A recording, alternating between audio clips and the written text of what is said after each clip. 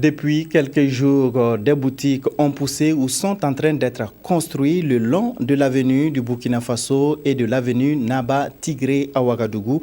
L'implantation de ces G-Shops est-elle légale quand on sait que les conseils municipaux ont été dissous et que les délégations spéciales n'ont pas encore été installées? Si Sylvestre Da s'est intéressé à la question, on regarde son constat. Les agents de la police municipale de Ouagadougou en pleine opération de démolition d'installations anarchiques de commerce en gestation. La scène se passe sur l'avenue du Burkina Faso, route qui passe entre le ministère des Affaires étrangères et la résidence de l'ambassadeur de France. Au niveau de cette avenue-là, aucune autorisation n'a été donnée. Et si les gens pensent qu'avec le changement, il faut profiter pour occuper certains espaces, j'ai dit non. Le message est un peu plus clair, tant en parole qu'en acte. À l'origine de ces installations, l'entame du processus de relocalisation d'un groupe de commerçants aux abords de cette voie, l'avenue Naba Tigré, une route perpendiculaire à l'avenue du Burkina Faso. C'est la mairie qui a donné cet espace aux commerçants qui étaient aux côtés du Ciné Oubri. Vous savez que cette place a été vendue à un opérateur économique qui a pratiquement fini de construire son immeuble et qui va ouvrir ça à l'exploitation des commerçants. Et donc il y avait toujours des kiosques qui joustaient cet immeuble et il fallait faire en sorte que les propriétaires de ces kiosques-là aient un endroit pour s'installer. Et nous avons retrouvé cet emplacement qui convenait également aux exploitants de ces kiosques. Voilà pourquoi nous leur avons permis d'aller s'installer à ce niveau.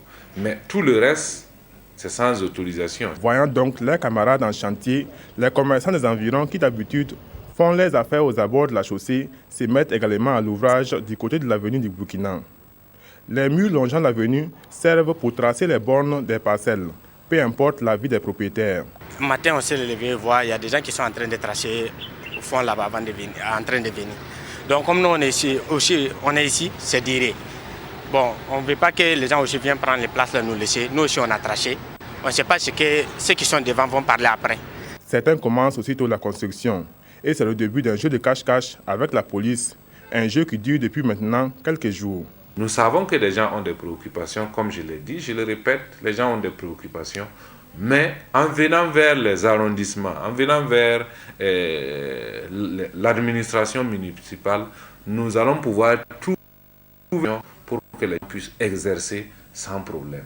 Voilà. Donc nous recommandons que tous ceux qui ont besoin d'utiliser le domaine public pour vendre des articles puissent approcher les autorités locales, tous ceux qui sont chargés de gérer les affaires locales, pour pouvoir se faire identifier des endroits appropriés afin de mener leurs activités. L'action de la police municipale contre l'installation anarchique des commerçants ne se limite pas à l'avenue du Burkina, mais s'étend à tous les artères de la capitale.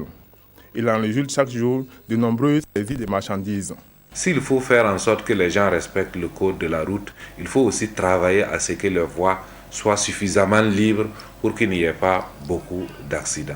Vous avez beau dire aux gens de faire attention par rapport à l'occupation du domaine public, ils vous écoutent, mais après, ils ne passent pas à l'acte. La sensibilisation, on peut le faire de plusieurs manières. Vous pouvez le faire en parlant simplement, sans faire quoi que ce soit. Mais vous pouvez le faire aussi en faisant en sorte que la personne sache qu'elle ne respecte pas la réglementation et qu'elle paye de sa poche son non-respect de la réglementation. Les propriétaires des marchandises saisies les récupèrent au siège de la police contre paiement d'une amende. Au verbalisé du jour, il leur est demandé de payer chacun 10 000 francs CFA. Ce qui met le groupe en colère et l'un d'eux menace de brûler le commissariat. Menace qui a le mérite de mettre les flics en colère. Avec l'intervention de la hiérarchie policière, les esprits se calment. Une chose est sûre, nous ont confié les policiers, les amendes seront payées et si les commerçants repartent s'installer aux abords des routes, les marchandises seront à nouveau saisies.